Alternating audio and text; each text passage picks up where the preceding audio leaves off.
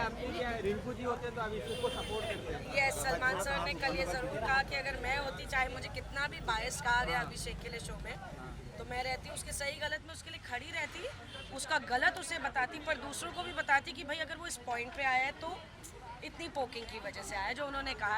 ये सवाल मुनव्वर से भी पूछा सलमान सर ने कि भाई तुमने सपोर्ट क्यों नहीं करा। रिंकू मैडम होती तो मैडम करती बड़े लेवल पे। मुनव्वर से भी पूछा गया भाई तुमने सपोर्ट क्यों नहीं करा, जबकि करना चाहिए था।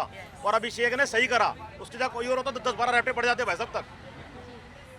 रिंकू मैम, जैसे आप बिग बॉस में गए तो एक रिश्ता कमाना होता है, जैसे हम देख रहे हैं एक रिश्ता आपने कमाया है। मैं वही कमा के आई हूँ बिग बॉस में। कोई मुझसे लड़ता ही नहीं था वहाँ पे।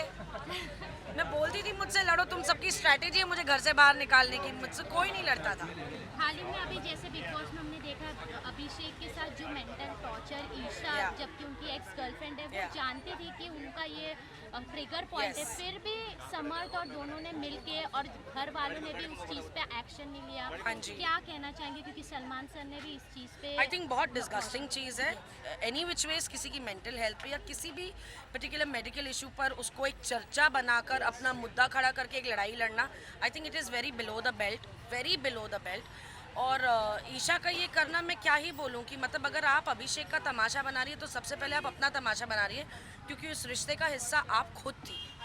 तो आप जिस चीज़ को जानती हैं आप उसे उछाल के कौन सी पब्लिसिटी गेन करना चाहती हैं। So I don't think it was nice of her to do that. And अभी समर्थ की बात करें तो उससे तो हमेशा अपनी गर्लफ्रेंड का इस्तेमाल करके ही उस शो अब तक उस शो में रहा है। जो एग्जैक्टली कल सलमान सर ने कहा, ये तो मैं बहुत पहले से बोल रही थी कि भाई अगर ईशा नहीं है तो तू है क्या, अगर अभिषेक नहीं है तो तू है क्या। अभी समर्थ जो कॉमेडी कर रहा था उसने खुद अपने लेवल को नीचे गिरा दिया। बिल्कुल। ये सारे काम करके जहाँ तक उसको कमेंट मिल रहे थे भाई मनोरंजन कर रहा है, एंजॉय करवा रहा है, फनी बातें बोल रहा है, ये मैटर के बाद वो मैटर यहाँ से यहाँ तक आ गया। बहुत गंदा।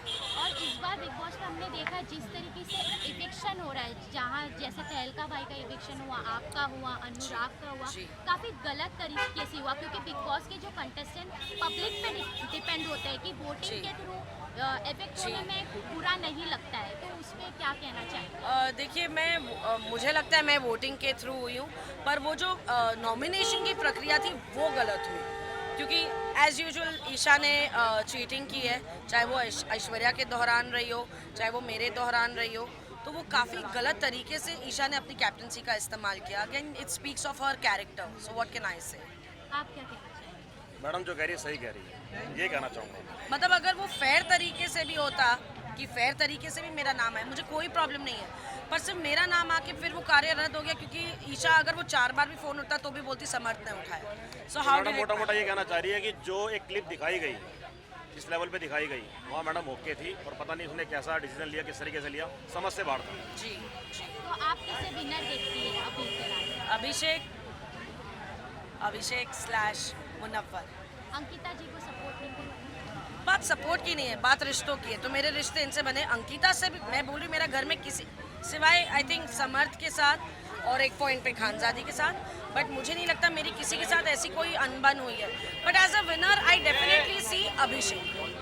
Thank you so much ma'am, thank you, thank you. Thank you so much.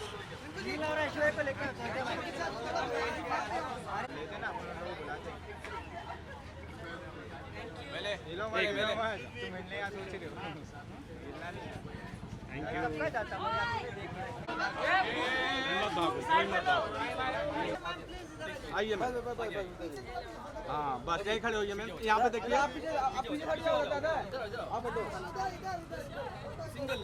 यहाँ पे देखिए। Wait wait wait wait wait wait wait. Happy new year.